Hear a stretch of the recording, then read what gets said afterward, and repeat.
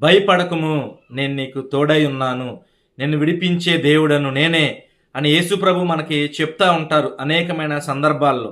ఎందుకంటే మానవులు అనేకమైన విషయాల్లో భయపడతా ఉంటారు. ప్రతి విషయంలో కూడా ఎప్పుడు భయపడతా ఉంటారు. నేను ఇది చేయగలనా, చేయలేనా, లేకపోతే నాకున్న వ్యాధి తగ్గుతుందా లేదా, నాకు ఉద్యోగం వస్తుందా రాదా, లేకపోతే రకరకాల విషయాల్లో, అనేకమైన విషయాల్లో, చిన్న విషయాల్లో, పెద్ద విషయాల్లో, ప్రతి విషయంలో కూడా మనిషి ఎప్పుడు భయపడతా ఉంటాడు.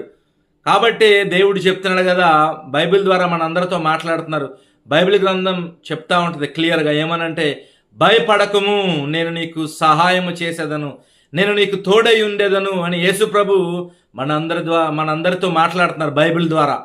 365 సార్లు ఉంటుంది బైబిల్లో భయపడకము అని.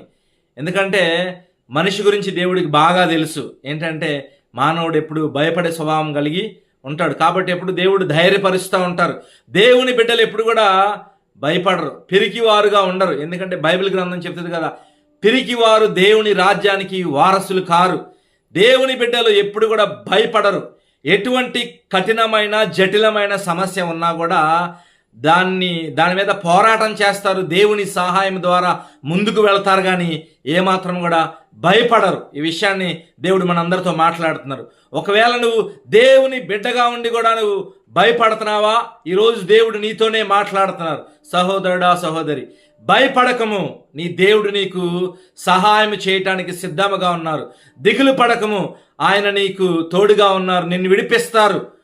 నీ నీ నీ యొక్క గమ్య స్థానానికి దేవుడు నిన్ను తీసుకువెళ్తారు. నువ్వు వెళ్తావు ఆ స్థానంలోనికి.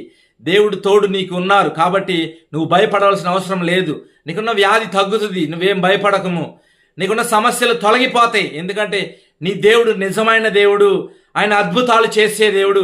యేసు ప్రభు ఆయన రాజులకు రాజు, ప్రభువులకు ప్రభువు, సైన్యములకు అధిపత్యకు దేవుడు ఆయన, భూపతులకు అధిపత్యకు దేవుడు ఆయన.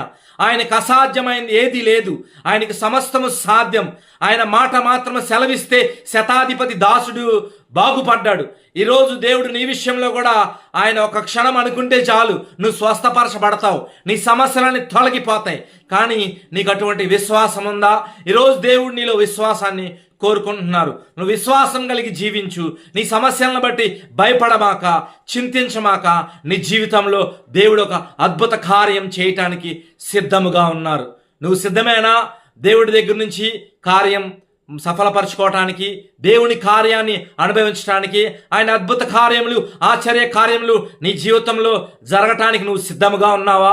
సహోదరుడా, సహోదరి, ఈరోజు దేవుడు నీతోనే మాట్లాడుతున్నారు. భయపడకము, దేవుడు తోడుగా ఉంటారు. ఆయన దక్షిణ హస్తం, ఆయన రక్షణ హస్తం, ఆయన కుడి హస్తం ఎప్పుడు కూడా నీ పక్కనే ఉంది. నీకు కనపడదు. దేవుడు నిన్ను కనపడకుండా అనేకమైన సార్లు కాపాడారు. ఇక ముందు రాబోయే కాలంలో కూడా దేవుడు నిన్ను కాపాడతారు. నువ్వు అనేకమైన వారిలో ఉన్నతముగా ఉంటావు. దేవుడు నిన్ను ఎప్పుడు పైవాడిగానే ఉంచుతాడు. భయపడకము. నీ సమస్యలను దేవుడు తొలగిస్తాడు.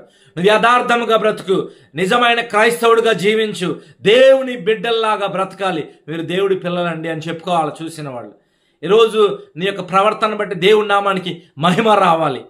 నిన్ను బట్టి దేవుడి నామం మహిమపరచబడాలి, కానీ దూషింపబడకూడదు. అలా నువ్వు జీవించినప్పుడు తప్పకుండా నీ జీవితంలో దేవుడు అద్భుత కార్యం చేస్తారు. నీకు భయం అనేది నీ దగ్గరికి రావాలని అనుకుంటుంది, కానీ భయం నీ దగ్గరికి రాలేదు. ఎందుకంటే నీకు తోడుగా ఉంది యేసు ప్రభు. కాబట్టి నువ్వు ఎప్పుడు భయపడవేక, ధైర్యంగా ఉంటావు, సింహం వలె ఉంటావు. మన దేవుడు యోధా గోత్రపు సింహం పిల్లల్లాగా ఉంటారు. మనం ఉండాలి.